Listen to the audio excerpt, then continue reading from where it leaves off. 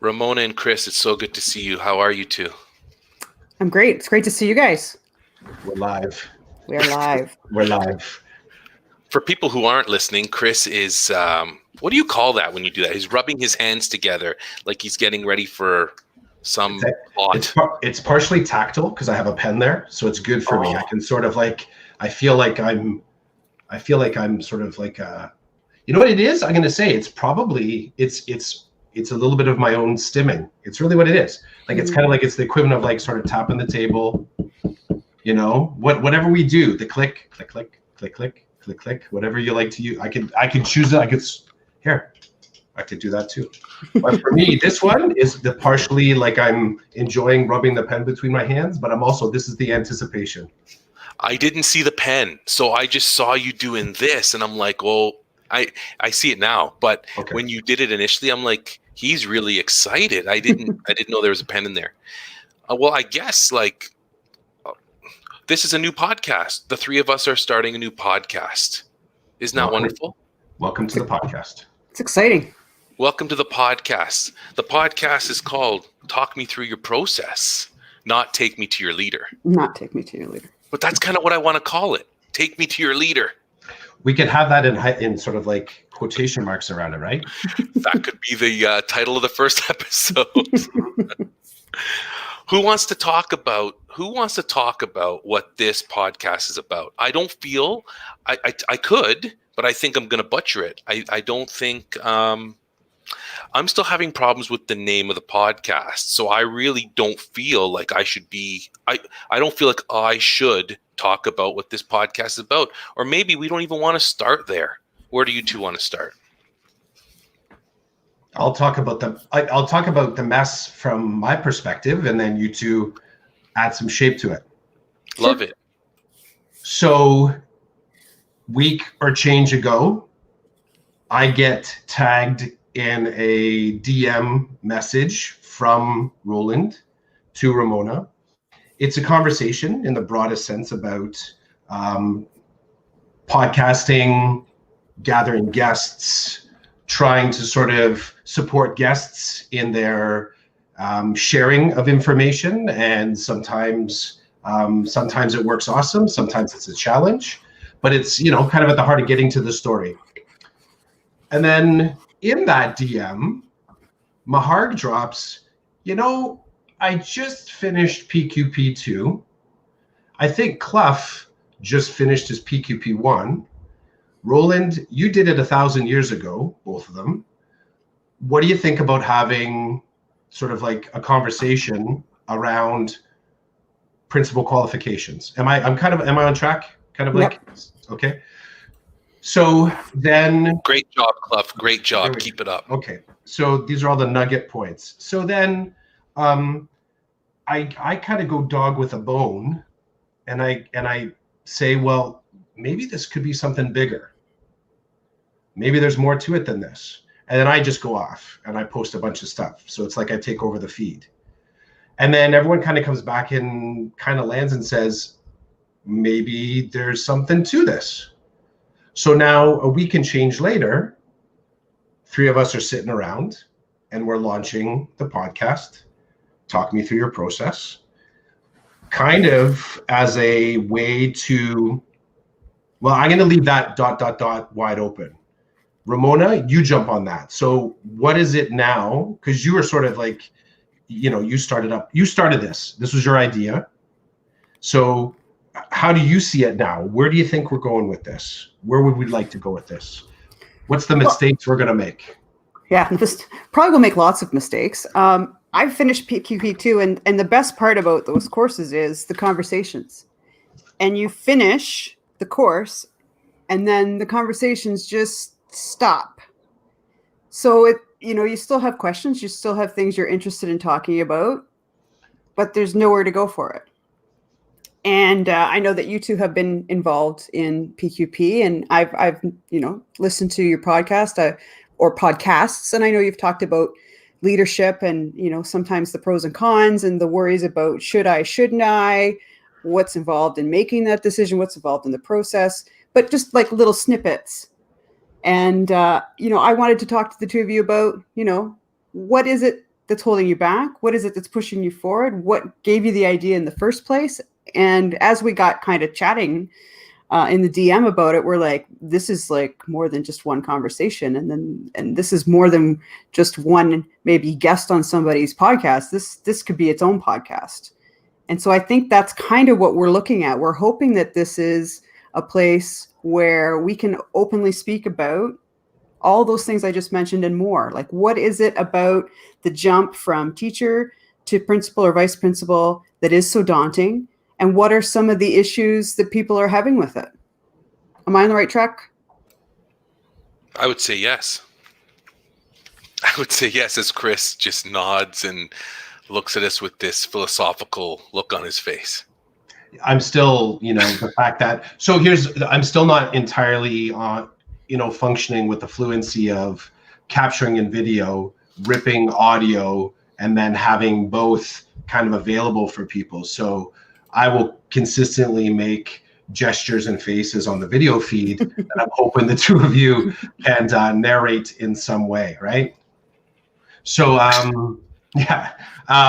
I think also what kind of lit me up about this, totally agree, Ramona, as far as you feel like it falls off. What's funny is I think in the course, everyone's like, yeah, let's stay connected. Let's keep talking about this. This is the most amazing group ever. We want to keep sharing. And everyone's like, yeah, we're going to do this. This is fantastic. And then life kind of falls in, and the reality of it, and not to say it can't happen, and I'm hoping still to stay in contact with others. But the reality of life creeping in can sometimes change what that learning can look like and what the accessibility of that learning looks like. It reminds me of that. It was a few years back going to an ed tech summit, and someone kind of threw down what does your learning look like between ed tech, between your weekend conferences? What does your learning look like? And everyone's like, oh, I don't know, like with the intentionality around it. So I like two things that I really love is the intentionality of this is that we're committing to kind of crack open our bits and pieces, moving towards leadership, including but not limited to becoming an administrator.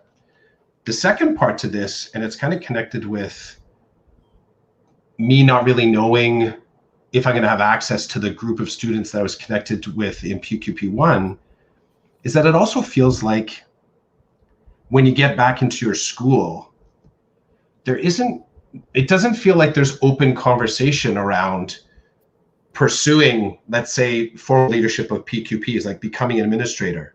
In my experience, it almost feels like it happens in secret. And then you sort of find out, oh, really?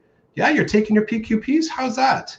And I'll be guilty too. Like when I thought about taking, Ramona, 2 years ago, I said to Rolland, I'm going to start thinking about this. I'm going to start kind of mapping it out. So 2 years later, I finally took PQP1. I don't think I told very many people that I was going to. And on one hand, okay, everyone has a different learning path. But what if I had sort of opened that up and had more discussions around it? And it's just like kind of sharing that learning space. So as far as talking through the process or talking through talk me through your, I can't even get it either. Talk me through your process is also a little bit of that vulnerability of perhaps other people will want to talk a little bit more freely about this. Maybe people will want to share with us their thoughts about pursuing formal leadership positions, how that kind of sits in the continuum of moving towards admin. Maybe we'll be able to sort of open up the conversation so other people aren't thinking that everyone's pursuing leadership in secrecy, whatever leadership may be. I appreciate you sharing that part about the secrecy because it reminds me of an experience I had many years ago. So back in 2006 is when I did my PQP Part 1. And at the time, there was a lot of really cool things happening within my board around leadership and preparing people for leadership. And so I remember one of the superintendents, the one responsible for leadership initiative at the time, he basically started this new process. He basically said, okay, starting now, anybody who applies to the VP pool we're going to bring all the applicants together that we're going to interview, and we're going to have a session. We're going to have an information session, because a lot of the things in my experience, and I think the two of you in us talking back and forth about this podcast, all three of us were kind of, there's that bit of pride, that secrecy around people wanting to get into leadership. They will keep it to themselves, and then all of a sudden their name pops up on a short list, and you're like, oh, I didn't know Jimmy. I worked with Jimmy for 2 years. He never said anything about becoming a formal leader or whatever. And this SO didn't like that. He was like, why are we doing this? We don't build capacity. If Jimmy wants to become an administrator and says it or is not so secretive about it, then the people around Jimmy, maybe they're interested too. Maybe they can all build capacity at the same time. So it was really an interesting perspective, and it was one that was really like refreshing at the time. So you apply. If your application is gets a green light to start, then they brought you together and they talked to you about it. And he made the whole. Now, I wasn't invited, but my friends were. So they told me that he talked about the process, and he was very open and transparent about the process. And ever since then, like, he moved on. We've not had that kind of transparency anymore. But then the next superintendent who came in was very open about building leadership capacity. So he and other superintendents created like a process within the process in our board, a 3-part process, like a leadership part 1, leadership part 2, leadership part 3. So as you're moving from one to the other, you're gaining knowledge and skills, you're building capacity, and you're building your network with other people who want to be leaders as well. So it's still kind of secret. Like, in the last pool, people applied, and I was asked, hey, do you know anybody who applied? And I said, no. And then I started to hear the names of the people who had applied. And I was like, I did one of these. And for any of you who aren't watching, my hands are going up beside me like I didn't know. I'm like, I didn't know that person was interested. And even within interest, so when I took PQP Part 2, I didn't apply right away. Other people did. And then what I did was I decided I needed more. So I contacted a handful of those people and said, hey, do you want to put together a little group on the side where we can share leadership articles, leadership readings? We can talk about different things that pop up. And they agreed. Now, since then, I'm happy to tell you, out of like the 5 or 6 of us, 2 of them, one of them is a vice principal now. One of them's in the pool. And then the rest of us are kind of just, we haven't applied yet, or maybe we aren't applying, but there's a lot of secrecy. There's even, I'll say this and then I'll stop talking. I know some people who have applied, and once I found out they applied, they politely asked me not to talk about it with other people. I said, no problem. So I said to them, which is like, I feel very honored that they would tell me, like they'd say, hey, did you apply? Because I heard rumors. I said, no, I didn't apply. Did you apply? And they're like, I did, but please don't tell anybody. I'm like, no problem. Tell me a little bit more about that. And they would say, I don't want to deal with whether I was unsuccessful or not. I don't want to be talking about it. I don't want to be advertising any of that, because unfortunately there is some shame. Some people experience shame when they're told you didn't get in this time, try again later. Some people don't do well with that. And I'm not judging. I'm just saying, I said to that person, no problem. But hey, thanks for telling me, because when I want to apply, I'll be giving you a call, because you've gone through the process, that formal sit down, let's chat process. So I just wanted to riff on a little bit of that privacy. And I'm sure we're not the only 3 to experience this whole secrecy thing. Like, I think it's the worst kept secret in the board is who applies to VP pool or principal pool, because it always gets out somehow, some way. And by the way, we have 1 viewer. So I tweeted out that the 3 of us were kicking off a new podcast, and somebody is watching. I have no idea who that person is, but hey, thanks for saying hello. Oh, you can say hello. You can add something in the comments and it'll pop up on our screen, or you can not. That's cool. It actually shows up on on the comments tab. Yeah, on the comments tab, people who are at the YouTube live YouTube channel watching this, and there's one person watching it according to my stats, they can post a comment if they like. That's awesome. Yeah. I just noticed that. Cool. So, where should we go next? We talked a little bit of secrecy. I like it. It reminds me of Harry Potter. I feel like I need a wand or something over here right now. Oh, off to the next person. We need the sound effects.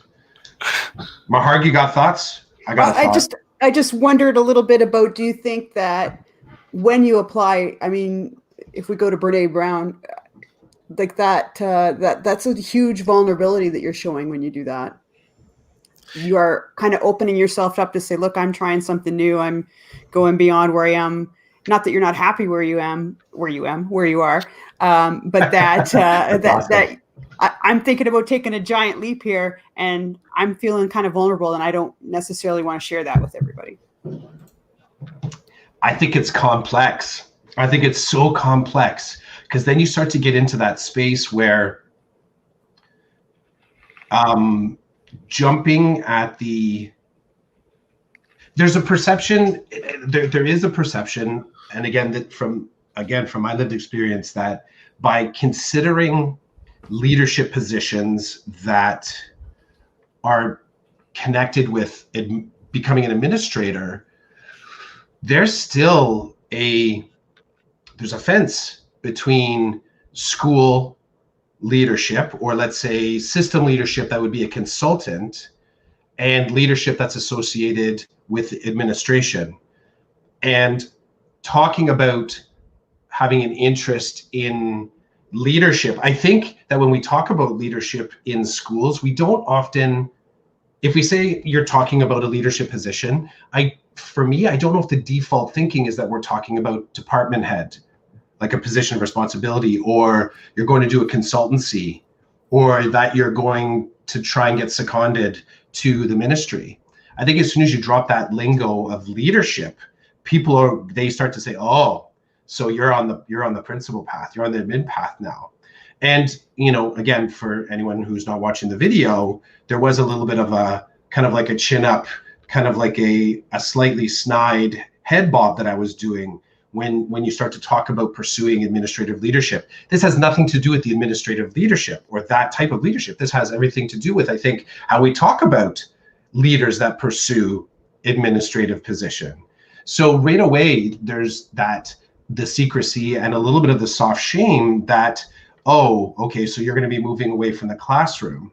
And for me, the whole conversation about doing good work in education solely being anchored in the classroom it's a tired conversation for me. It still exists though. And it also sets up an us and them conversation, very much so, an us and them conversation, that if you're choosing to become an administrator, that you're somehow betraying the team, right?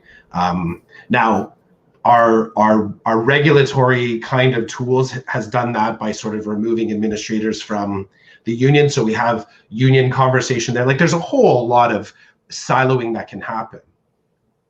For me, I think this is also, this is kind of like one of the elements of this podcast is, what's it going to take to open up that conversation so it becomes a little bit more of a continuum? Us choosing to do this is saying, we're going to do it our way. For me, I'm doing this my way because I feel like I don't get access to this conversation as often as I like to. I'm working through my damage as far as thinking somehow I have to hide my administrative interests from people. This is very quickly going to be revealed to people. Some people I've told more and more. Others are like, really? Him? Or really, Cluff? Like, could come up too? And let me just close with this. So the vulnerability. I love me some good Brene Brown on that. Here's my little hook that I'll leave on this. I've asked the question in the past if there's a formal framework to designate work in schools. So for listeners, for anyone that hasn't pursued, is kind of thinking, I want to try and do the PQP, where do I even start? Well, here's some source code. Once you get, at least in, according to the experience in my board, York Region District School Board, when you get your PQP1, you can you can start to do principal for the day, which we call designate work. So you can be designated as the guest vice principal for the day. When you're in that space after PQP1, there's no curriculum for how you gather mentorship at that point. Like there's no kind of checklist. There's nothing that kind of says, here's an ideal kind of trajectory. You are dependent on your connecting well with the leadership in your school, and which is fantastic. Fantastic. I mean, you're getting the whole apprenticeship kind of model to learn from the leaders that are in the school. For me, I'm an and guy. I like that. And I would kind of like to know if there's a bigger playbook that I could have access to. So what's the bigger playbook here? The things that we want to consider beyond the silo of our school. I get it that while you're doing your designate work, ideally, you kind of want to be a part of a fire drill. I get it. You kind of want to be a part of a suspension conversation. I get it. You want to maybe even be able to sit down and talk about what's it like to sort of go through a TPA process with a teacher. Like that's the sort of like in-house information that is critical, right? And it's the experiential stuff that when you kind of go into the formal interview process, that you're speaking to your own lived experience. But even like when I was sitting in my, one of my first staff meetings when I had just discovered Twitter, and there was something going on in our staff meeting, and I thought to myself, yeah, but what's kind of going on outside of the silo? That's where I'm kind of thinking this podcast steps in. It allows us to kind of take a peek at what are some of the other things that are going on in this sort of like leadership realm that isn't specific to our classroom, but I think helps us to become better leaders in the generalist kind of perspective. It's like getting the liberal arts degree that allows you that sort of chameleon-like access point to really the complexity of leadership, right? And so I look at it as that, as like it gets us kind of designing our own mentorship framework. And my hope is that as we get deeper and deeper into this cast, that we're able to also bring in some other voices to help us to understand. So we're kind of cracking off on each one of our own social media feeds, but then also kind of hooking some people and saying, hey, maybe come on the cast. You want to sort of bring this as a topic to the cast. Whether you're someone that's in your 5th year of teaching and you're trying to look at how do you grow as a leader, or you're someone that has just signed up for PQP1, or you're someone that's locked all the courses and you're back in the classroom using what some people have called, well, it's the best PD I've ever taken, but they're not sure if they're going to pursue the actual administrative position. So I love it. That's what I'm loving about where we're kind of at right now. Even listening to you talk about what you guys do at your school within your board about the designate thing's interesting. See, in my school board, I'm elementary, so maybe now is a good time that people get a little bit of flavor to hear about where I'm coming from if they're not familiar with who I am, what I'm about. I work in elementary school, a Catholic elementary school, and I teach grade 3. So I'm in a school from K to 8, and I have a principal, and I'm really lucky at my school I have a vice principal. So I'm learning from 2 different people who have different styles, which is kind of cool too.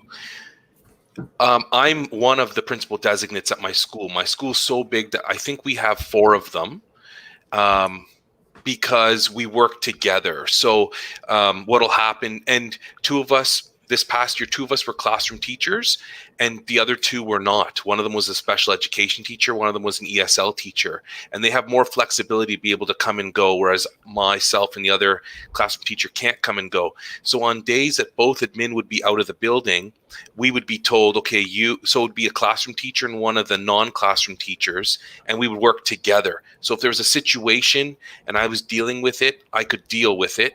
And if I couldn't, then I would send it to the other person and they would do the same with me. And you don't need any special courses to be principal designate in my school board in elementary. You inform the principal you'd like to be principal designate, and then everybody does it differently. So at one school, back in the day, 2006, 2007, I wanted to be designate. Somebody else wanted to be designate. The principal brought us together and basically said, you 2 figure it out. I can't have both of you doing it, which is a bit of like inside the box thinking. And then over the years, as I've worked at different schools, different admin would say, oh, there are 3 of you who are interested. Perfect. Let's sit down. Let me tell you how we're going to do this. If all 3 of you want to build capacity around leadership and you want to put yourself through this, let's do it. I'm in. And so no special courses needed in my system at the elementary level. And now that my bosses know that I'm interested in moving in this direction, which is a whole other story in itself, my principal and vice principal both said to me, we're going to be tapping you on the shoulder. We're going to be presenting you with what we're dealing with down here, and you're going to help work through it with us. And not like it's more of a, hey, Rolland, do you have 5 minutes? Because we've got a doozy today.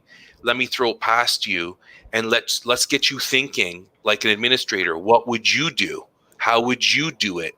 And it's good for them too, because they tell me they get to hear my perspective, and they get to think about their practice and whether they did everything they should, or if I'm being too liberal, they're being too conservative. Like it's an interesting dynamic, and it gives me an appreciation for what they're dealing with down there in the office. And I get it. They're busy. There's a lot going on. But if they're open enough to let me in, like you're saying, Cluff, fire drills, TPAs, I don't know if we would drill down that deep.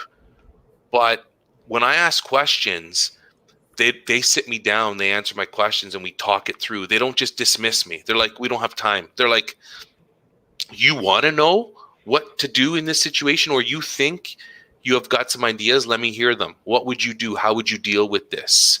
Is this appropriate? Is this not appropriate? And I feel like I'm in a good space. Like I'm not gonna get that from other administrators in my system. That's just not their style. That's not how they roll. They're not going to do it like that.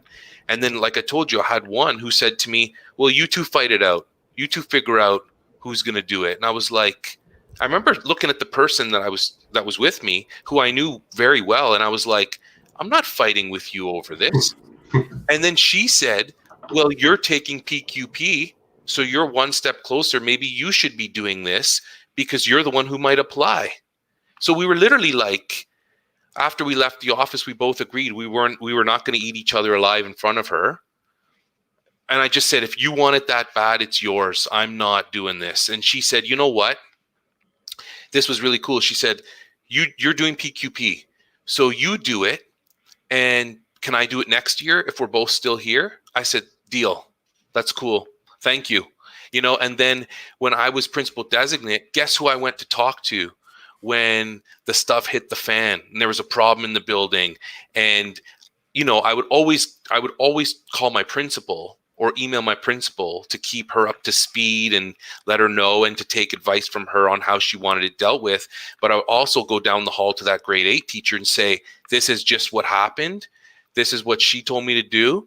And it was really cool because then I felt like I had somebody who was interested in the role who would talk to me about it. Because other people, there were 2 kinds of people. The ones that were like, how are you doing? Is everything okay? I'm like, yeah, I'm good. And the other people who would laugh and say, you're principal designate. And I'm like, oh, thanks. So that's what I feed off of you in that whole designate thing. It brings back some memories. And I think it's important. If you want to become a formal administrator in a school board, you really should get your feet wet by talking to the principal and experiencing like a designate type role, or however that exists in the system that you're in. Yeah, I've been, we call it teacher in charge in our board. So TIC, which is kind of, I don't really like the acronym very much. Oh, you're TIC today. Great. Go get ticked. But yeah, so I took my PQP in 2008. So that's a long time ago, and did a fair bit of TIC work following that. And then I had some life changes, circumstances change outside of school, and kind of felt like I needed to pull back a little bit. And I didn't feel, through that experience, I also felt a little bit, yeah, I'm really not ready to take this on right now. But I think it is a very good way to learn about some of the things that they don't talk about in PQP that happen, how to deal with, that fight in the library or whatever that you don't get into as much in the course, but in real life, there you are. And I did find too that once the administrators know that you're willing to be tick, designate, whatever you want to call it, or that you have taken your PQP, that the conversations you have with them change, because in the past you're going into them looking for an answer. And now when I go in, I say, here's what happened. Here's what I'm thinking. I want your input. And that's me as the teacher going in. And in that case, they're coming back with, I like what you're saying. Have you considered this? And I feel like that's something that I've learned through doing the courses, understanding the role that they play, and also understanding that I have a little more control, or now that I have this knowledge, I have a better understanding of how things should roll, will roll, but I still need their backup because I'm not there yet. Yeah. That's also interesting. Yeah, it is. And it makes me sort of that mental set of feeling like you're ready. So I just finished the PQP last week, and there was I felt a real sort of stratification of individuals. There was classroom teachers, and then predominantly elementary in this cohort that I was in, predominantly elementary classroom teachers, and even there are some consultants in there. And then there was two of us in this course that, as we're in the big Zoom meetings and talking, right away I started to feel like, yeah, my experience is similar to that person right there. This person also had union experience. They had done a lot of differentiated portfolios. They're sort of constantly trying new things and sort of suffering for it, like just kind of liking to exist on that edge. The other thing that struck me is that we both looked about the same age. And it was interesting. We worked in this particular PQP, we were constantly in different groupings to sort of get work done. And I was really happy to be able to do some work with this individual. And it was funny, most of our collaborative work, we spent the first 75% of our time just sharing family stories and sharing sort of life lesson stories. And then we would just rock and get the work done in about 15, 20 minutes. And I think that's the sort of gift of spending time contemplating your leadership path, is allowing for lived experience to impact leadership in an indirect fashion. Like it's not product development, and it's not sort of developing your career. It's acknowledging how life experience informs your life path, which includes being an educator. And I love the time between here, like for the fact that, I was slow creeping up to this, just starting to think now after I started teaching 2004, I think. So it's a fairly recent consideration for me to, like, I'm in my second career, but it's also a recent consideration to start taking, a PQP course. And like you said, Ramona and Chids, I know you're in the similar space, like I'll call it fast tracking. And there were individuals in my course that were fast tracking. They were talking about taking their PQP2 as soon as possible. There are individuals in there that said, it's been my dream since I was 4 years old to be an administrator. And I have respect for that. That's fine. That's all good. But as I'm listening to that, I know for me that and this is, we had one of our first conversations in the course was talking about the types of leaders that I feel a connection with, and a quick connection with. And I know the individuals that I see in leadership that are able to weave together life experience, weave together professional learning that's informed and shaped by life experience, allows me to kind of walk the bridge up to where they are. Anybody who speaks about where they are from a very narrow hallway of accomplishment, or that they've achieved it, almost like arrived in this space without giving me any kind of on-ramp up to it, I feel like I start to kind of, like I just don't grip to that. There's nothing sticky for me. So I know for me, I have in my head the question, am I going to move on to PQP2? I don't know. I think I want to. But it was funny because we had one of the individuals that spoke to us. It was a superintendent from one of the boards, Caring and Safe Schools maybe, was talking to us. And one of the first things they said when they saw all of us in the Google Meet is, it's so wonderful to see all of you. I've heard you ask a bunch of great questions, and that I'm sure all of you are really looking forward to becoming an administrator very soon. We'll be happy to have you.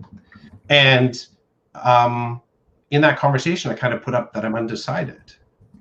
And I had a little bit of pushback from that. Some people were like, really? Like, you're paying for this course and you're sort of in here and you're undecided? Because I really don't have the life experience to put up against it yet. Like, I don't know how this position will dance with my life. So that's what I love the whole having lived experience that has nothing to do with education, but entirely informs how and when I can do education and sort of build my career such as it is. So, Chris, I hear what you're saying about right away. What resonates with me is the whole like principle life connection, right? Because I know what's been holding me in my place as an educator and not moving into administration is the life I currently live with my boys at home. One's going into high school, one's going into grade 5. They're both active, they're both busy. My wife's a teacher, and for me, there's lots of considerations. There's how would that new role affect me as dad and husband? And I don't see it as just a role that's just for me on my own. It's a role that involves my whole family being part of, because there's going to be give and take, right? There's automatically nights that you're out because you have to do stuff, or you're not the first one to leave the building when March break comes. You know what I'm saying? Like there's a different way of operating. And in my opinion, my family needs to be as good as they can be with it. And so when I hear you talk, Chris, that's what I think about. That's what's holding me here, because I remember we've talked about what's holding you back. And it was you that said to me, well, let's not look at it that way.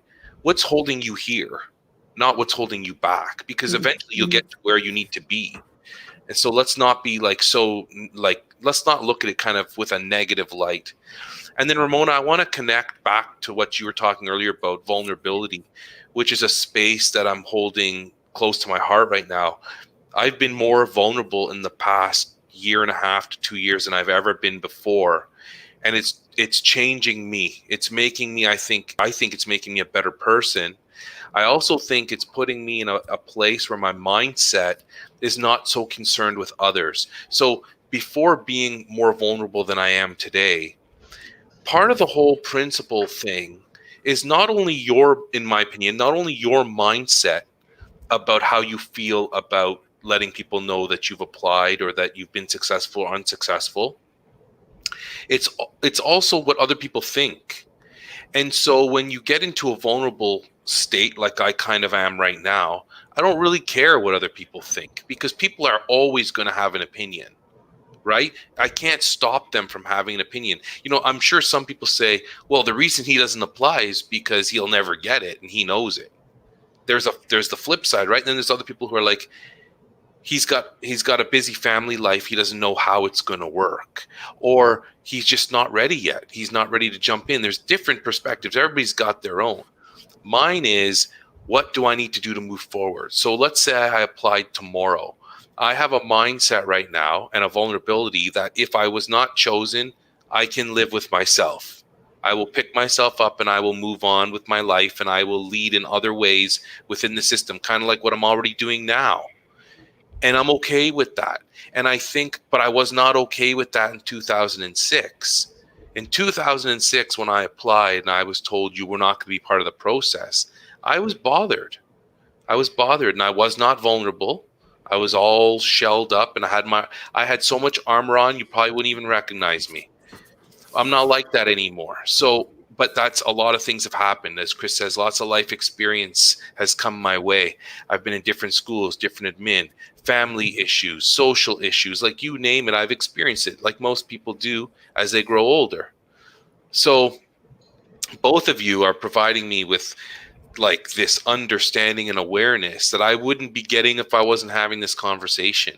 And I think for me, this podcast, selfishly, is going to allow me to continue to reflect on who I am, what I'm about, and the whole leadership piece, formal leadership piece. And I hope that some of the things I say and some of the stories I tell will provide you with some insight on your journey.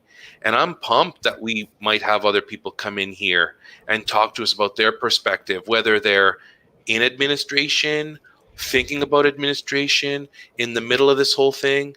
Talk to us about your process, right? Like, let's spit it out, because everybody's got a different one. There's not one surefire way to get there. I've seen people end up in admin that in a million years I would have never imagined that they would become administrators, just because in my mind I've got this idea of what it looks like, how it's done. And these people, because it's more than one, these people have crushed my idea of what it is. And that's a good thing. That's a good thing, because we don't need one type of person running schools. We need different kinds of people with different ideas and different backgrounds and different ways of coming at things. That's what makes life so awesome, is those differences. So you two got me going, thinking in that direction. Yeah, and I like what you're saying too. I mean, what's holding us in this space? Because leadership, like we've said, is not just going to be about becoming admin. There's lots of ways to be a leader without a title. There's certainly, we've done lots of things throughout our careers that have been leadership. There's lots of ways that don't mean becoming a principal that I can show leadership. I've considered trying different things. I've tried different things. But that's what I like about this podcast, is it's about talking through your process, but it's also, that doesn't mean that we all end up at the same spot at the end. That some of us will end up as administrators, and some of us will be learning coordinators. Some of us will retire in the classroom because that's what we want. But I still want to have those conversations. And that's what I'm really hoping to get from this, is we're talking about the vulnerability. We're talking about the process. We're talking about what this board does. We're talking about why we want to talk about these things, I guess. Totally. I did the whole going back to the what's holding you here.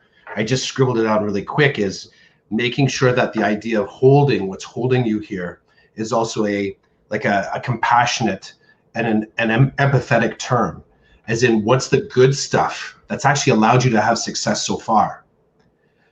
The being, you're not, I think about the life that has to come with me to whatever position I'm in. Even, me shifting, I've worked in several different schools, and there's always a conversation with the family around what changing schools looks like. What would it look like for them? And I will tell you flat out, one of my first placements was teaching hospitality and cooking.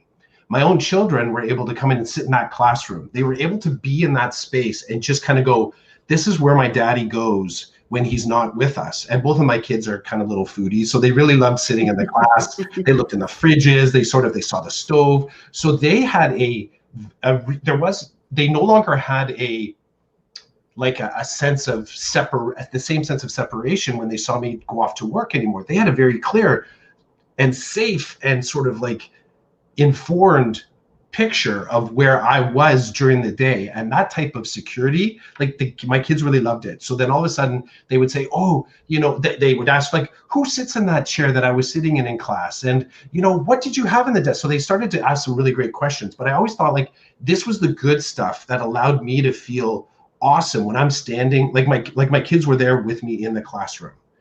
So having conversations with them, and my spouse is also, she's an educator. So just to be able to have open conversations around what leadership and transition opportunities within school, growth opportunities, let's say, those conversations have always happened at the table with my whole family, and always with the intent of bringing my whole family with me into whatever new space I would go into. And so this is something that is very important for me to keep front and center in some of the, if there's an inquiry for me within talking me through your process, it's the the pieces that allow us to bring our whole selves through the process includes our family, includes whatever intersectionalities that you celebrate, whatever the best of you, sometimes not the best of you. How does that all come with you? I wrote down the word mosaic. Don't know if I'm there, but talking about leadership not as an outcome, but kind of like as a tool to be able to keep doing whatever stuff makes you feel great in school with whatever time you have in your contract before retirement and maybe, but just that idea of whatever you're sort of building, that it doesn't, like the PQP, that you're building something that just doesn't stop, right? It just doesn't stop. You know, the whole putting on the brakes, like somehow you are no longer you when you become an administrator. I've heard that conversation so many times. You get like just that boxed in kind of a thing. So the idea of being able to bring your whole self there, that whole self there to that next kind of space, and that you are still a teacher, you're still a mother, you're still a father, you're still a friend. All those things kind of come with you. And how is that, those lived experiences helping you to become just like an amazing leader? I've heard a couple of things. I've heard people tell me there is no right time. So if you're going to just sit there and keep thinking, I'm going to do this, then, they're like, don't do that. There is no right time, number one. Number two, you could have all the anxieties you want about it, but until you're in it and you're making it happen, you're just wasting time. Like, it's pretty cool when I stop and think about some of the advice I've received from administrators. They're like my current administrator, he knows my kids are active, and his kids were active when he became an administrator. They're much older now, but he was like, you know, my son had hockey, my daughter had volleyball, like things were happening. My kids were busy. And he said, I just sat down with my principal and I said, listen, this is my life. So when I'm here, I'm going to give you 110%. And when I'm not here and I'm working, I'm going to give you 110%. But I need to be there for them too. And so on this day and this day this week, I'm going to be leaving at this time. And it's more of like, you really need to be comfortable with where you're at and who you are, because what if they say, no, you're not leaving? Because I've said to him, what if they would have said, no, you're not leaving? He goes, no, you sit down, you have the conversation. If you get assigned to a school as a vice principal, you connect with your principal and you explain your life and you work it out. You just make it work. And you know what? To my principal's credit, do you know how many times in the last year was my first year with him, but last year I'd be at the local like rink. That's more than a rink. It's like a community area. And I would see him in the stands with his laptop open while his son was on the ice. And my son was in the indoor field playing soccer. And I'd be like, holy cow, you're working? He goes, I'm working. Like, it's got to get done. If I don't do it now, it's going to be 10 p.m. tonight after like the day's over. So the kid's on the ice. He's fine. He's being coached. I'm up here getting answering some emails, getting some stuff done. So he's like, you just make it work. That's what they all keep telling me, and that's fine. Shoot, I lost what I was going to say, but it's one of those things. Like you said, Chris, like, and everybody's got a different twist. You know, I know some administrators who don't have families, so they don't know what it's like to have to get in the car and pull out on two wheels to get to wherever you have to be. And that's cool too. But it's this willingness to sit down, to talk, and to come with who you are. Because if you forget who you are once you move into that position, then what's really left if you're not who you are anymore, right? Like I can't, I'm at the point in my life now, I can't do that. I don't want to do that. So if somebody were to say to me, it's all or nothing, then the answer is, for me, then it's nothing. Mm-hmm. From your perspective. To me, it's everything, right? But from your perspective, then I'll take the nothing and I'll move.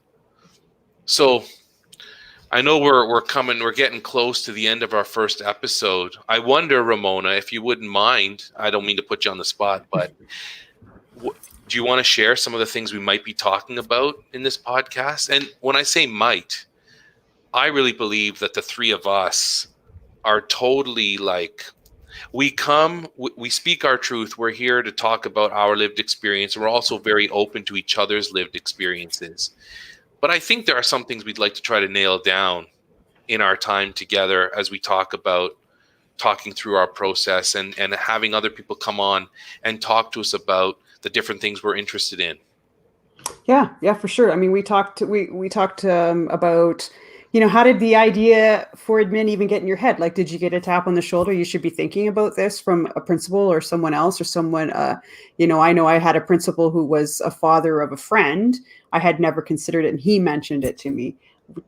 We want to talk about, those situations where you're thinking, well, why me? Well, then why not you? Or why? We've all had vice principals or principals that we've thought were fantastic and feel like, oh, well, we can't attain that. But then we've also had principals and vice principals like, well, if that guy can do it, I can do it. Positive influences in our history that are pushing us forward. But then there's also the negative influences. We've all heard that, you're going to the dark side. I think we wanted to just hopefully discuss that.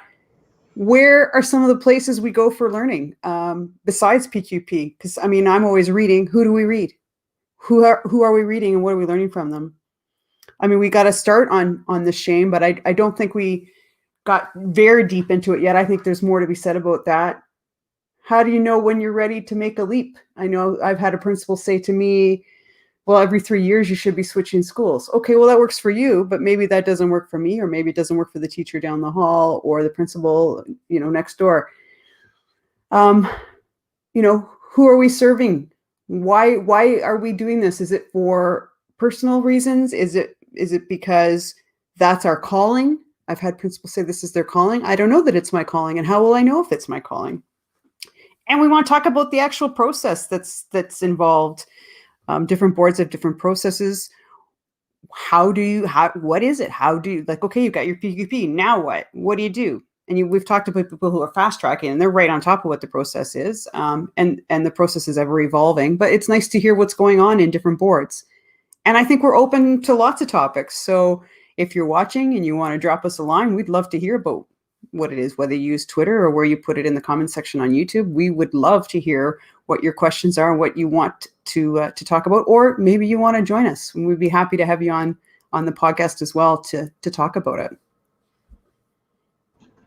It's I think that it's almost critical that somehow, some way, our approach lights people up to want to participate.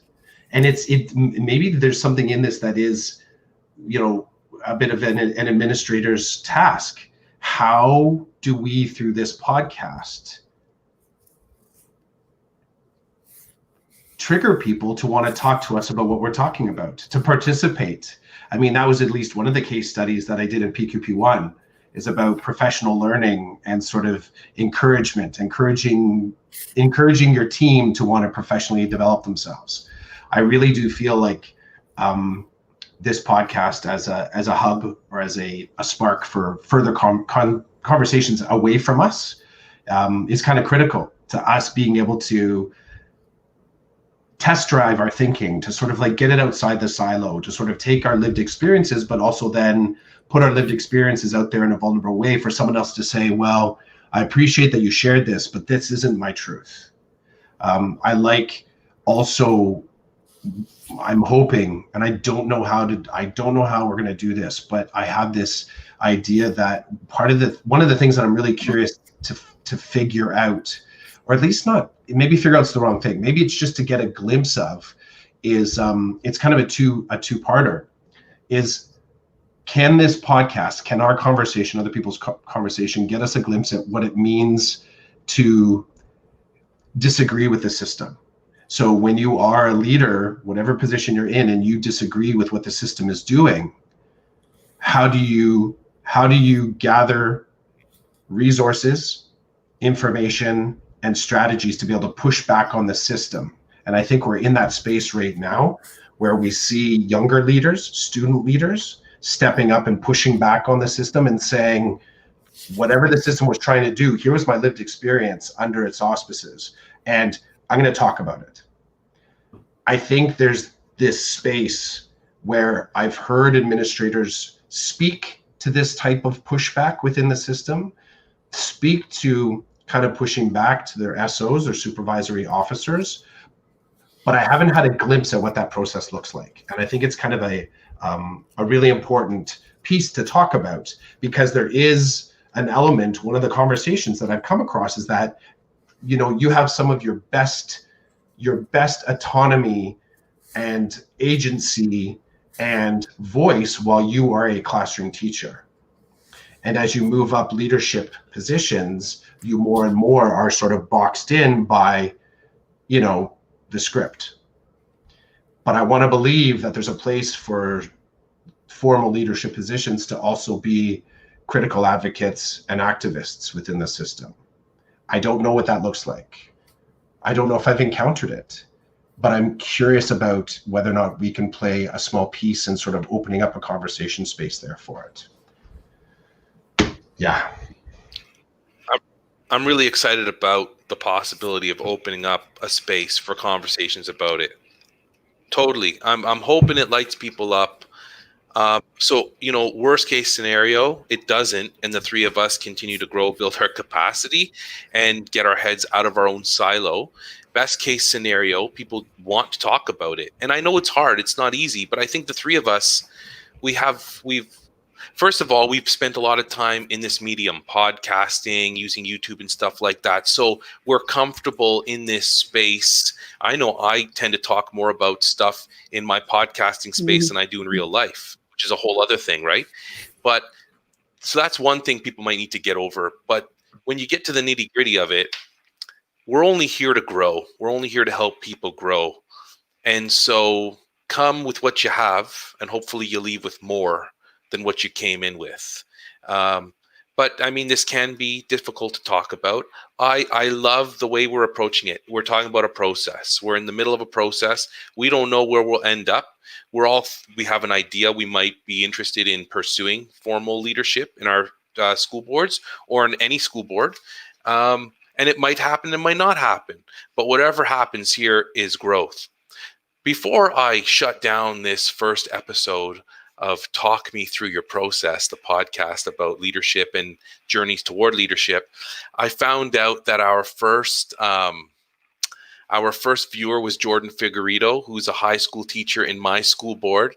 He's also been part of a book club that we put on when COVID started. So a big thumbs up to Jordan. He's also in the VP pool for secondary in my board. And now we've got somebody else viewing. I have no idea who they are, so possibly they'll let us know. If you want to get in touch with any of us, we'll let you know where you can do that. You can find me on Twitter. My handle is just like it is here. If you're watching the video, it's @rchids. Feel free to connect with me about this podcast or about anything else related to education and leadership. I'm going to let Ramona tell you where you can find her, and then Chris can tell you where you can find him, and then that's it for us today.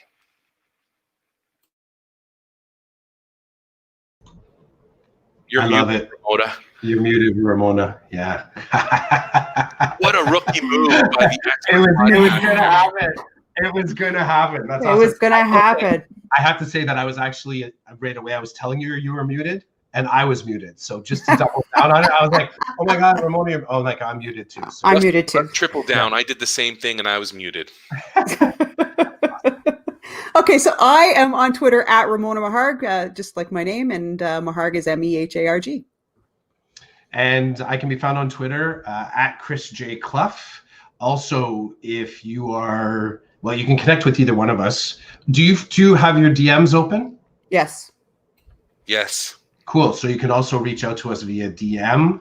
Use the hashtag #YourProcess. So that's hashtag YERPROCESS, Your Process. We're going to follow that one. Also, we have a Gmail account. I think it's the same. Chids, the same? YourProcess@gmail.com. That's correct. Perfect. And then we're going to be housing this podcast on Podbean. And those connection details will be out soon. Check our feeds, our Twitter feeds. So we'll be pushing it out from there. And we definitely look forward to every little bit of conversation that comes our way. And yeah, we're going to aim sometime, hopefully in the next 2 weeks, to get our second episode up, and then we're going to figure it out. We got a whole lot of living and lived experience to get through for September, so that will ultimately inform some more of the shape and the direction of this podcast. So the two of you, thank you so much. I appreciate you. This was wonderful. Thank you. Yeah, thanks. That was great. We'll see you at the next one. Ciao. Take care. Peace.